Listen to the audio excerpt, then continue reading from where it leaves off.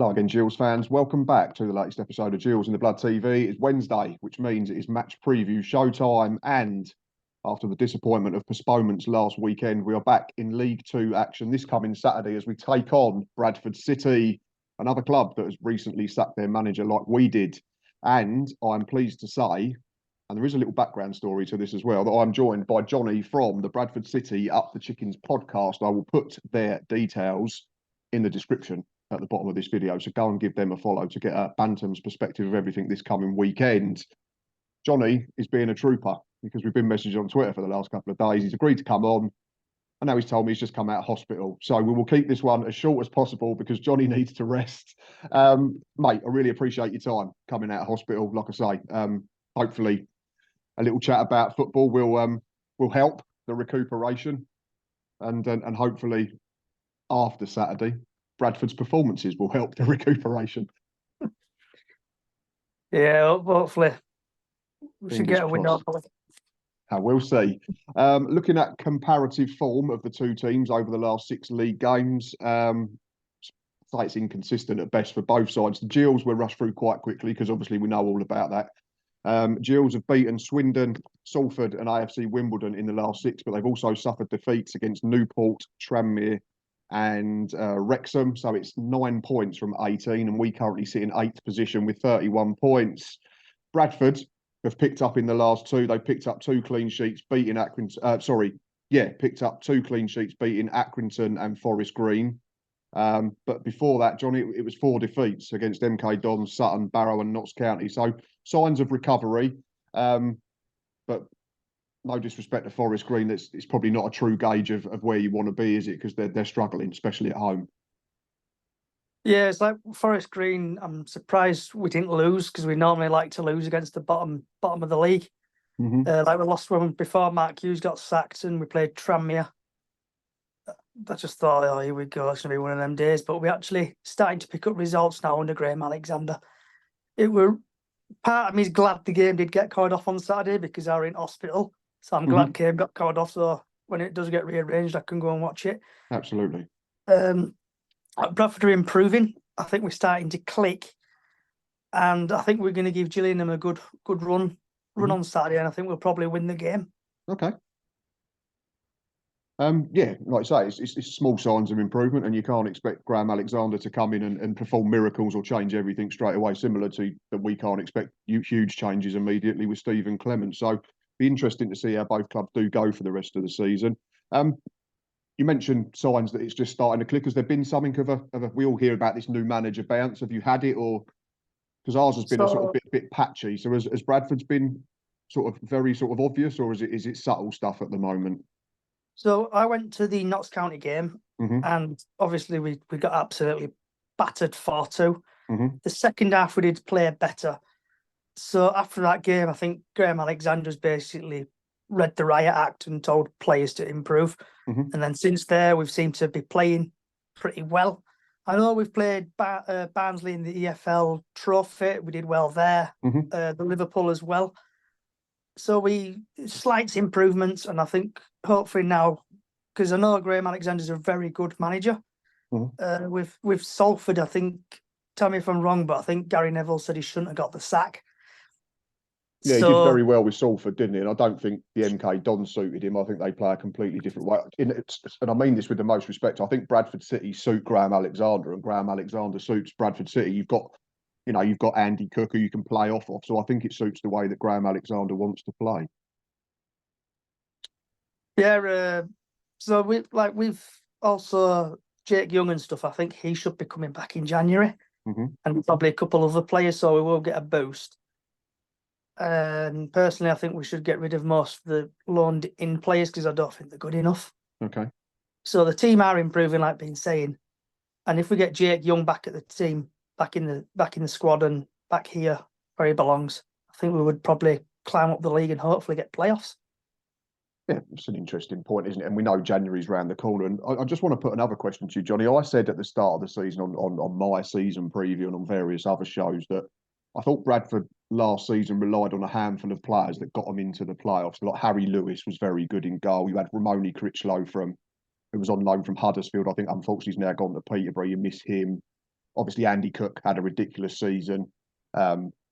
Jamie Walker, when fit, was very creative and very influential. I just felt that there was a concern that if that group of players dropped off, you'd struggle this season. And I had you to miss out on the playoffs in my season preview. And I think that's certainly from an outsider's perspective, that seems to be the way that it's gone. All four of them players are either left in Critchlow's case, or they've had a drop off in terms of form. I know Cook's starting to score again now. But is that a fair assessment of where Bradford are at the moment? I know Mark Hughes tried to change the system at the start of the season. It ultimately cost him his job. But are them players operating at the same levels as last season, or is January ultimately going to be very key for what Bradford want to do? So under Mark Hughes, we played very negative football. He tried to play out from the back, it never worked. But like in the playoffs, I think we were very unlucky. It's like people finally figured out Andy Cook. But like I've said on my podcast in the past, if Harry Lewis or Andy Cook has a really bad game, they could still start the following game because there's no cover.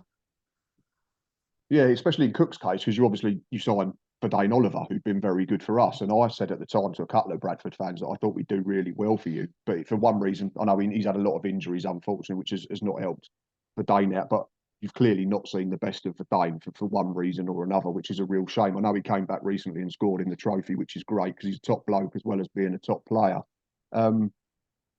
But yeah, you need competition, don't you? You need people to be on their toes and know that if they're not pulling their weight, that there's someone of equal quality that can come in and do the job for them. When Dane Oliver came on as a substitute, he was like a wrecking ball. He came on, he took players out. It was really good to see. So he's a player there. It wouldn't surprise me if he actually scores against you on Saturday. I hope not. I like V. I bet you 50p in a Panda Pop he'll score. We'll see. I assume he'll be on the bench, but yeah, I mean, obviously after Saturday, like I said about Bradford, it'd be great to see Dane playing and scoring goals again because he's very good at it. We touched on January being very key. You've said that you if it was up to you, you'd get rid of a lot of the loan players, if not all of them, and start again, so to speak. But you're still only 7 points off the play. I mean, you're 7 points off us. We're 8th at the moment, so it's not an insurmountable gap with half a season to play. So what are the aims for Graham Alexander and the fan base? Is it still to try and get in the top 7, or is it almost a transitional period now and just take it one game at a time? If you probably ask different fans, they'll probably give you a different answer. I'm just, because I hate this league. I've been to stuff in teams like Sutton, Barrow, Forest Green, other grounds, and it's League Two. I just want to get out of League Two. I've had enough of it. But we're very lucky, obviously, against Carlisle. And like I say, take one game at a time. But if everything starts clicking, I know we've got a couple of players in on loan, and I can never pronounce his name. I just call him Okie Koki. But I think he's injured at the minute at Brentford. He possibly might be going back to Brentford at some point. Right. So that would free up another loan, like a loan slot. But when we had Tariq Wright and Banks last season, they were fantastic players to bring in on loan. They teared up the league. They did well. And then when we lost, obviously Wright, he went to Plymouth, and then Banks stayed, but then went back to Palace and is somewhere in Germany now. But loan players can make a difference, but these loan players who we've got have not been good enough. I would say it's a risk, isn't it? Because if they come in and they're not good enough, you have to give them back and start again. And if they come in and do well, chances are that the parent club calls them back and then sends them higher up the pyramid to like League One or the Championship. So it's almost a lose-lose situation for the club that's getting them in on loan, isn't it? With the loans, though, I think Mark Hughes rushed them. Okay. Because I think every manager's got a different tactics, formation they want to play. So I think Mark Hughes panicked and ended up bringing in just a load of loan players because he thought he wanted to play with wingers, but then the wingers are not good enough. It's like Halliday now on the wing. He's fantastic at I think can't remember if he's left back or right back, but he's fantastic running down wings. That's who we need. We need like quick players. And the team is improving under Alexander. Alexander's a fantastic manager. So I'm just hoping there will be improvements now. I hope even the owners and Stephen Gent go out there and buy some decent players. I know we'll probably hopefully bring Young and East back. And I can't remember who else is out on loan at City at the minute. But we need players who want to fight for the shirt, playing really good football under the manager. So I'm just hoping we improve now and climb up the leagues. Of course, yeah. A lot I've already said. There's still plenty of time in the season, isn't there? It's not a gap that can't be bridged. 7 points and momentum's a massive thing in football. And you could come to our place and win on Saturday and then pick up a few points over Christmas and suddenly everything looks a lot better. And I think there's probably a few teams that are sitting here and thinking maybe sort of midway through January we've got a better idea of where we're going to be for the rest of the season, because the games do come very quickly over the festive period. Just quickly before I let you go, Johnny, because I do really appreciate your time. Who do we think should be the danger men from a Gillingham perspective? Give me 1 or 2 players that we're going to have to keep an eye on. Maybe not the obvious ones. I know Andy Cook, if you give him chances, he'll score goals. So maybe a couple of slightly different ones that we need to be wary of Saturday afternoon. I would probably say, obviously, you just said there, Andy Cook. If you keep him quiet, you might keep the team quiet. I don't know if it might have improved now since the new manager's come in. I would probably say Smallwood, if he's having a good game. He can be dangerous. Walker. And because if Dame Oliver does come on, I know he's obviously a former player, but like I say, I think he'll score. How's Johnny Williamson? How's he getting on? Yeah, how's he getting on for you? I don't think Neil Harris found a position for him start of the season, so he was in and out of the side. He was getting an hour, 75 minutes. And then weirdly, he was probably one of the players that benefited from Neil Harris leaving, because Keith Millen came in on interim charge, who'd coached him at Crystal Palace. So he suddenly started getting games. So yeah, we're seeing more from Johnny now. He was involved in the first goal against Charlton in the Cup a couple of weeks ago, scored at Portsmouth in the EFL Trophy, set up the second goal against Salford a few games ago. So Johnny's a good player.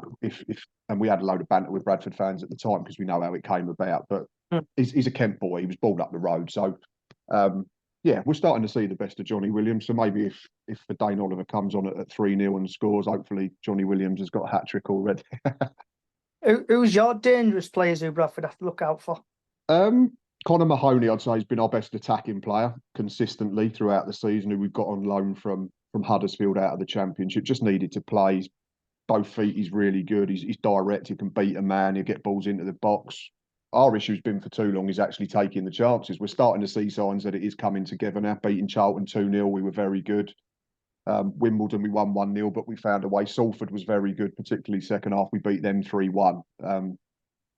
So we've got good attacking players. It's just whether we can get the ball into them. Macaulay Bonne should be scoring more consistently. I feel that if he gets 1 or 2, he'll go on a bit of a run and maybe go on a streak of scoring. So, and then defensively, I'd say Ethan Coleman's probably been one of our best players. He just sits in front of that back four, but he had to come off with a hamstring strain against Charlton. So we're not sure where he is in terms of his fitness with the game being called off last weekend.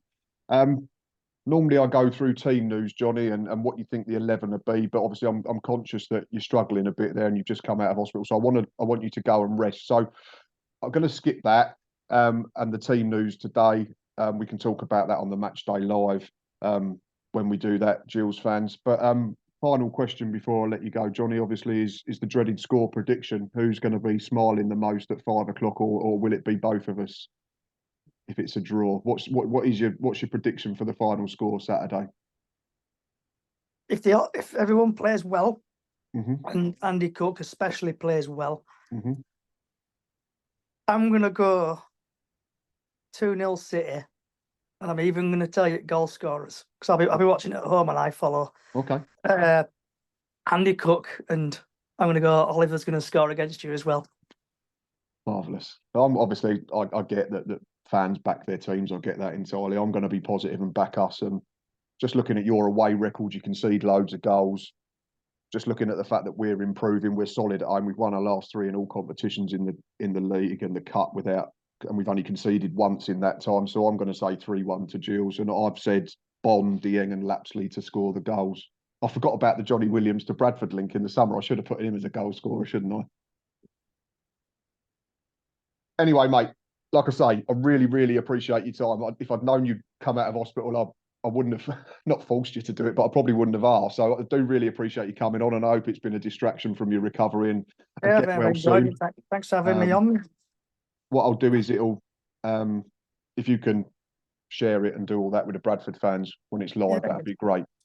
Right, Gills fans and Bradford fans, as I always say, if you've watched up to this point, then thank you very much. Please keep helping us on the route to 3,000 subscribers. I think there's about 160 to go, something like that, give or take. I've not looked for a few days. But as always, thanks for watching. Thanks for listening, reposting, sharing, commenting, and doing all that you do on Facebook, YouTube, Instagram, and all that shebang.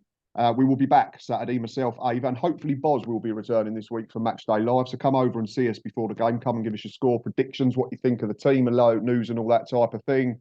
Go and check out Johnny's channel and his podcast, etc. Like I say, for a Bradford perspective. But until then, enjoy the rest of your week and up the Gills.